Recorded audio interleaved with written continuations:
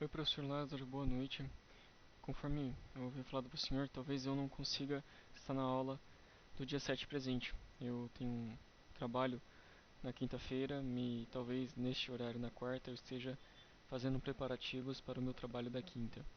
Então, talvez eu esteja na aula e eu já estou me antecipando em fazer a apresentação para o senhor e explicar o processo produtivo da minha empresa e como ele funciona.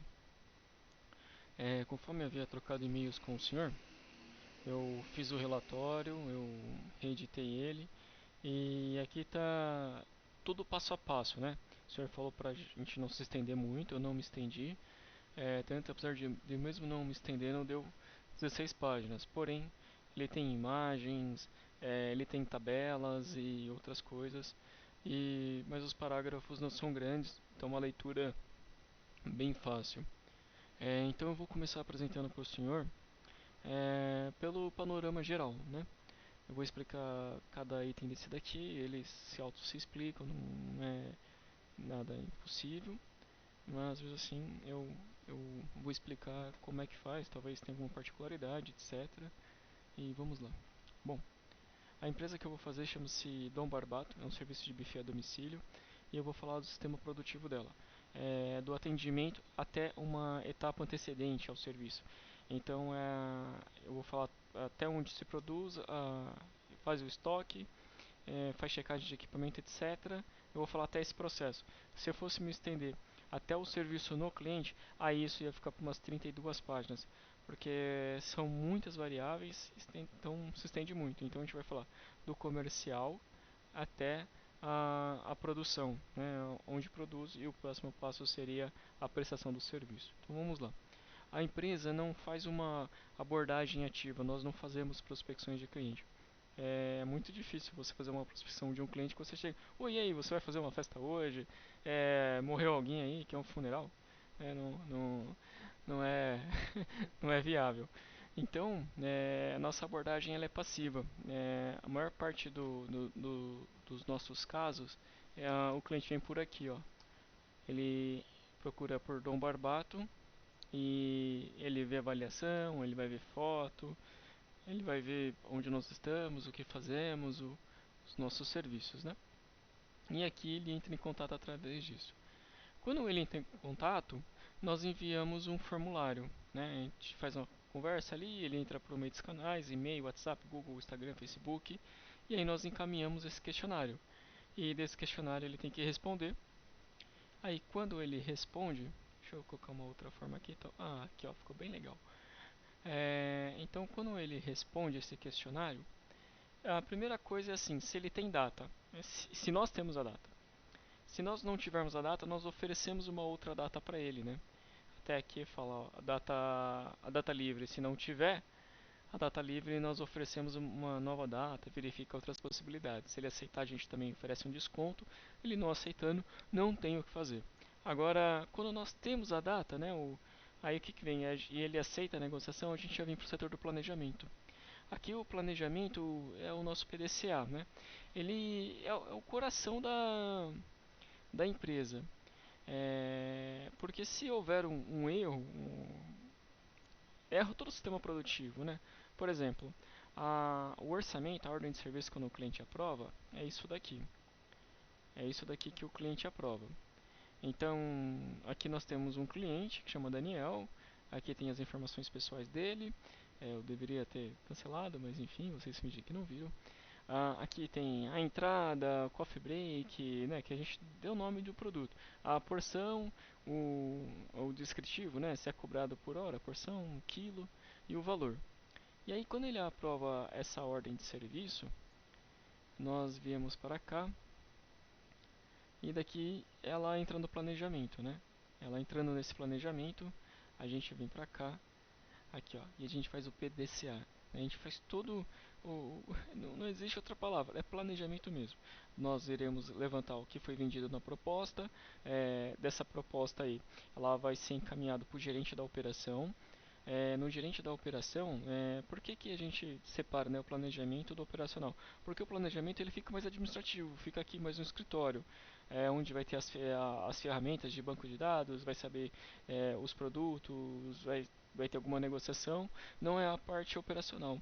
E quando nós levamos para a parte operacional, aí isso é lá na cozinha.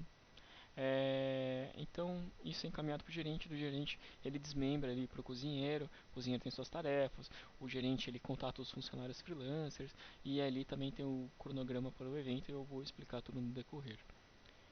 Aqui ó, ele encaminha, etc. Então tudo que eu estou falando já está escrito aqui. Como eu não quis fazer um PPT, eu quis deixar uma apresentação mais dinâmica por estar fazendo assim, então é assim que estou fazendo. Então aqui ó, é a produção, né? Lá nós tínhamos a ordem de serviço. Aqui ó, tem a ordem de serviço. E essa ordem de serviço sobe no sistema para ela virar uma ficha de produção. E aqui vai gerar a produção.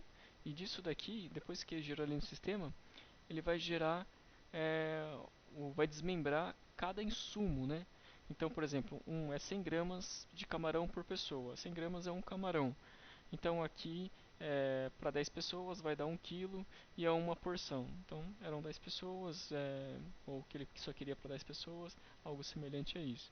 Aí aqui nós vamos ter outros descritivos, nem todo produto ou prato segue essa regra. Por exemplo, nós vamos ter arroz aqui, quantidade de arroz, consumo total por pessoa, o valor total e a porção, né? E o preço é multiplicado e isso daqui é o total da ordem de serviço de insumos a ser comprado. E quem que verifica o insumo que vai ser comprado? O cozinheiro, né?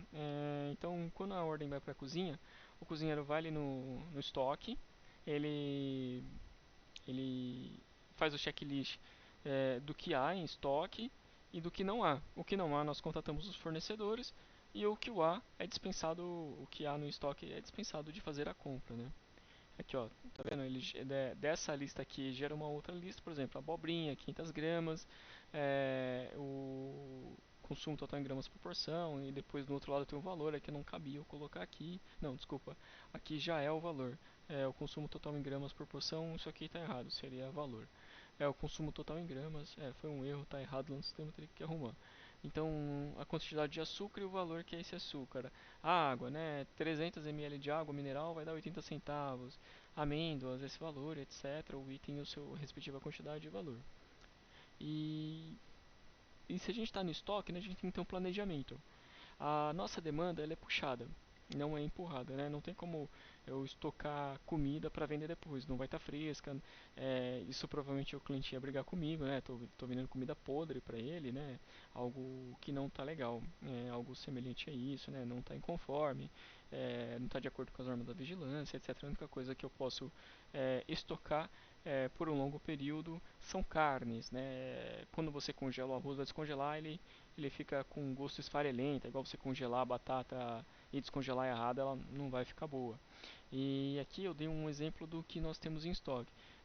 Desse total de pedido, de 2.590, 830 são de estoque, é o que nós temos em estoque. Isso representa 30%. É o nosso produto mais caro e a menor quantidade. E os outros produtos, que são muitos, né?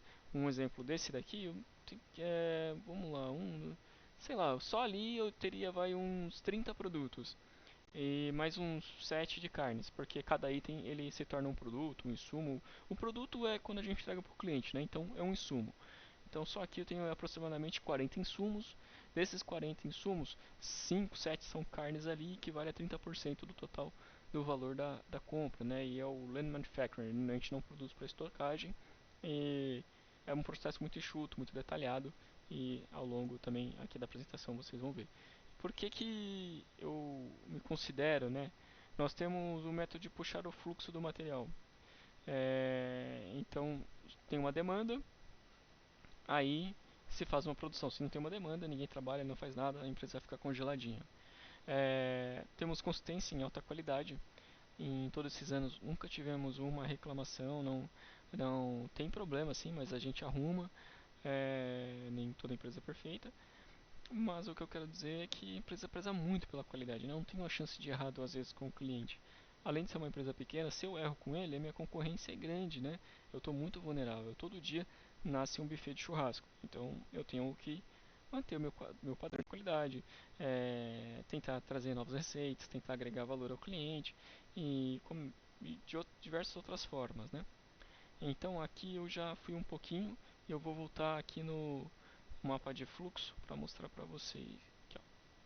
Então veio o gerente, né? O gerente passa para o cozinheiro gera o estoque, não tem estoque, faz pedido no fornecedor, o que tem já produz. E aqui nós temos uma coisinha que nós já vamos entrar, que é a perecibilidade, né? Tem produtos que são altamente perecíveis em horas, outros em um dia, 2 dias, em média vai de 7 a horas, entendeu? De 7 dias a 2 horas, sei lá. Por exemplo, um peixe, você deixar exposto, não é que ele vai se estragar em 2 horas, mas ele já perde o sabor, ele não fica legal. É, assim, você paga muito caro no produto, né? Então você tem que levar ele com a maior segurança, a melhor qualidade possível ao seu cliente. Então tem que ser muito chato com isso, tem que ser muito rigoroso. Aí e aqui o gerente contata os funcionários, que nós vamos entrar agora e os dias para o evento. E aqui só terminando, né, onde por que que a gente se enquadra dentro desse Lean Manufacturing. A carga de trabalho é uniforme. Em geral, todas as pessoas tendem a trabalhar por igual, um ou outro que trabalha mais. Nós temos métodos padronizados. Por exemplo, o que seria o método padronizado aqui na produção? A batata ela pode ser toda ondulada, mas a gente descasca ela, faz ela padronizada e ela fica em cubos. Isso é o que a gente fazia até 6 meses atrás. Hoje nós já compramos ela cubetada, né? Por exemplo, a cenoura, ela tem que ser feita em bastonetes. Bastonetes nada mais é do que um bastão. Um bastonete é um nome em francês que se dá ao corte. Então, se ela for para um determinado produto, ela tem que ir assim. Se ela for para uma torta, talvez ela vá em losangos, rodelas. Então tem essa padronização. Quando a gente vai assar a carne, o braseiro ele não pode estar mais forte que 5 segundos. Você bota a mão no braseiro, se a temperatura estiver muito alta ali, você não aguentar 5 segundos no palmo da mão, é, tá muito forte, né? Não vai estar legal do ponto que a gente serve o cliente, que esse é o que a gente preza. Aí você fala, mas a palma da minha mão é diferente da palma da sua mão, que eu aguento outro. Isso vai variar 1 segundo, dois, não vai fazer tanta diferença, mas entre 5 para 10 tem uma diferença grande, talvez a minha mão já tenha queimado e a sua talvez esteja fazendo bolhas, né? Então é isso. E dentro de estoques, né, como é que a gente faz o lote de compras? Eu aplico o lote econômico de compras, isso que eu tive em TGO, com o professor José Roberto Rego. E eu vi que isso era viável para nós e eu mantenho assim até hoje. E aqui é como o pedido, né, para pedir um pedido lá na Minerva do nosso fornecedor é 2.750. A demanda mensal de 80 quilos, aí tem a demanda anual, aproximadamente 1 tonelada, etc. O custo com eletricidade, a carne já vem congelada, a gente só tem que manter ela no freezer, né, para se armazenar e o que que eu vou agregar isso? O custo oportunidade. Eu não, o que que eu exijo? Eu exijo abrir o freezer uma vez por dia, ver se ele está funcionando e está tudo congelado. Uma vez eu abri o freezer não estava funcionando, eu já entrei com medo de perder a mercadoria, etc, né? E o custo oportunidade é a taxa Selic dividida por 2 e é aplicada ao mês, que isso daria um custo oportunidade de R$ 31. Mas esse custo oportunidade não é nada em relação ao quanto eu consigo comprar mais barato. E aqui está o valor do lote econômico de compras. 43 de carne por mês. E aqui eu falei que a demanda mensal é de 80 quilos. Então a gente faz dois pedidinhos, porque às vezes tem mês que tem mais, tem mês que tem menos. Né? Aqui é uma proporção de proteínas e das guarnições do buffet, saladas, sobremesas, entradas, qualquer outra coisa que não seja. Aqui mais sobre o tamanho do lote, os custos anuais, manutenção, isso aqui bate muito, né, com as curvas que a gente aprendeu em aula. É, e aí, falando da nossa capacidade produtiva. Desde a pandemia a gente está muito mal mesmo, né? Foi projetado para atender 250 pessoas a cada 5 dias e hoje a gente atende 200 no mês, então a capacidade de 3%. A utilização, né? A nossa eficiência, o volume de produção real e a capacidade efetiva fica em 25%, porque se você pega 30 e divide por 5 vai dar 6, então seriam 250 pessoas a cada 6 dias. Mas não necessariamente, né? Porque às vezes pode vir um evento com 30, outro evento com 20, outro evento com 300 e assim. E eu também não tenho pego mais eventos acima de 200 pessoas por causa tive que mandar funcionários embora, perdi alguns funcionários que foram trabalhar em outras empresas, etc. E aí eu já explico aqui no decorrer como é que está a situação. O indicador de utilização projetado em eficiência horas, é a capacidade projetada por semana, ao mês e a utilização ao mês. Os maquinários aqui, a nossa área, o layout, né, são 40 metros quadrados. E imagina que numa área de 440 metros quadrados ela chega a produzir, brincando, sem esforço, 150 mil reais. É, né, assim, a forma com que eu estruturei, talvez eu não consiga produzir um relatório mais a fundo ainda com os meus conhecimentos que eu tenho hoje, mas eu te garanto que a empresa eu administro muito bem. Então aqui a minha área é de 40 metros, isso não inclui é, área total incluindo estoque, produção, banheiro e lavanderia. É isso mesmo, 40 metros quadrados já incluindo isso. 18 metros quadrados de área efetiva de produção, onde estão os freezers, as bancadas, o fogão, etc. Nós temos um freezer, dois refrigeradores, processador, fogão. Aqui uma bancada, uma pia, ferramentais diversas, talheres, facas. Isso aqui, se eu fosse colocar, daria um. Olha, não sei, mas talvez chegue a perto de 500 itens, assim, de. Você fala, nossa, tudo isso é muita coisa, porque a gente, além de ter o que nós utilizamos de ferramentais no dia a dia, que pode ser em torno de umas 50, vai. As outras a gente acaba utilizando no evento. Temos que ter redundância de material. Às vezes quebra o cabo de uma faca, você não vai consertar aquela faca, né? Você vai pegar outra faca. Então isso inclui materiais novos também. O layout, aqui, esse aqui foi o projeto que eu mesmo desenhei. Então nós temos aqui esse tanque que lava grandes panelas, panelas grandonas. Aí temos um banheirinho aqui para o pessoal utilizar.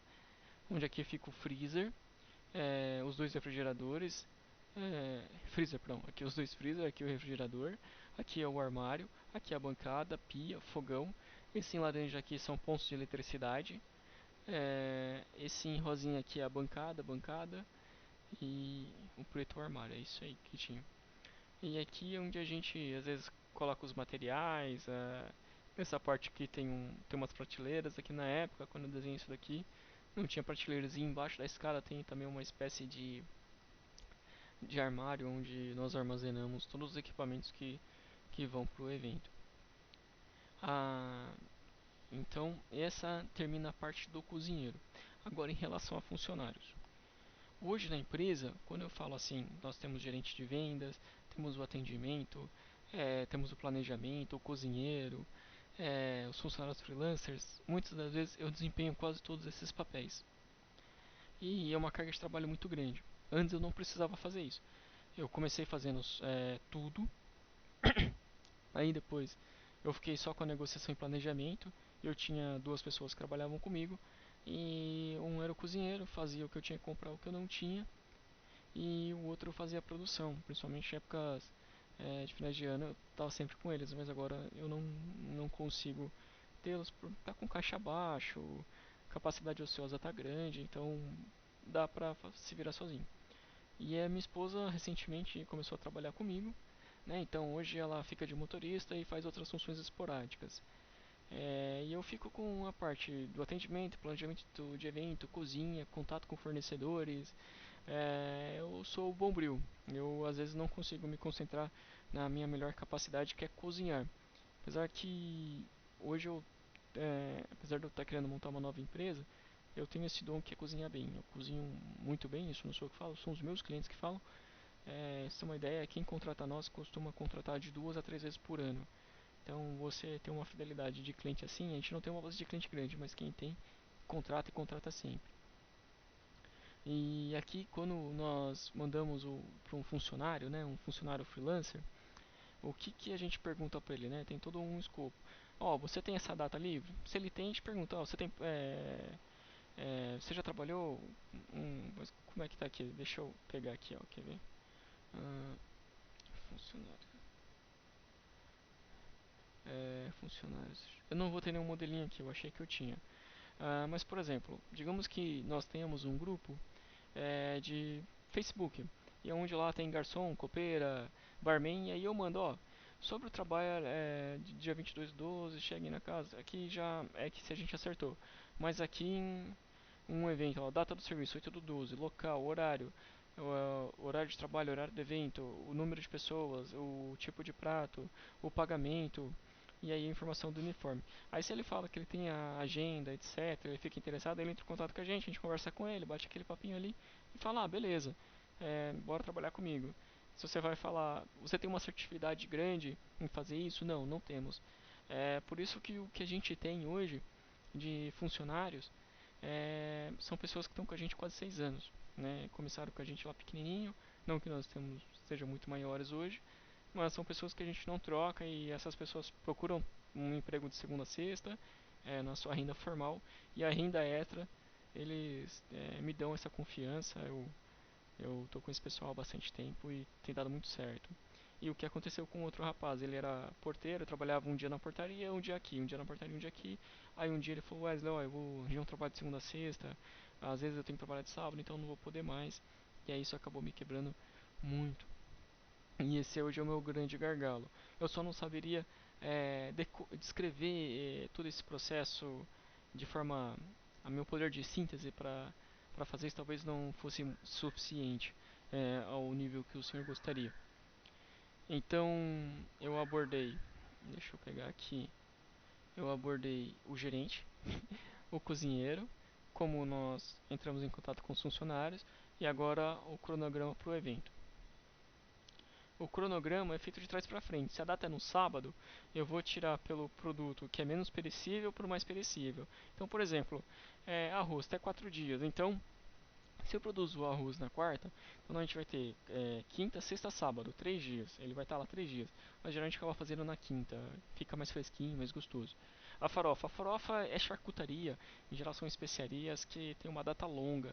Então, você resquentando ela fica zerada, fica boa. Provavelmente você já comeu uma farofinha aí com mais de 3, 4 dias e tava legal. Mas não dá pra fazer isso com uma salada. Uma salada são 2 dias, um dia, porque no terceiro dia ela já não vai estar legal. A salada cozida ela aguenta 4 dias, mas a gente trabalha ela com 2 dias no máximo. Salada de folhas, a gente trabalha com ela 2 dias estourando, porque se o evento é no domingo a gente faz na sexta. Se o evento é no sábado a gente também faz na sexta. Porque a sexta é o nosso deadline, vamos dizer assim. Mas às vezes tem evento que é na sexta. Então a gente fez a salada na quinta, né? E aqui eu explico como que se faz. Aqui um cronograminha que eu desenhei, né? Na segunda-feira o que que eu faço? Contatos fornecedores, alocação, feira, mercado e outros prestadores. Isso depois que o checklist é feito, né? Então, cozinheiro, Wesley, vai lá, faz, aí o Wesley do planejamento vai lá, entra em contato com essas pessoas. E eu tenho horas para fazer essas coisas. Né? Então na terça a Júlia em geral faz as compras, ou eu vou com ela, em geral acaba sendo ela, e eu vou produzir. Por exemplo, amanhã ela vai estar fazendo compra externa e eu vou estar produzindo. Eu vou produzir, eu vou estar. É complicado, eu vou estar. Enfim. O prazo máximo, né, para os esporádicos derem confirmar se irão fazer ou não é na terça-feira. Aí aqui já vem a produção, né? Produção de alimentos, arroz, farofa, charcutaria, pão de alho, carpaccio, marinadas, quintas saladas cozidas, arroz, enfim. Aí o evento ali. A programação, isso aqui é focando só na alimentação, tá com descritivo, né? Em geral a gente começa às 9, termina às 18.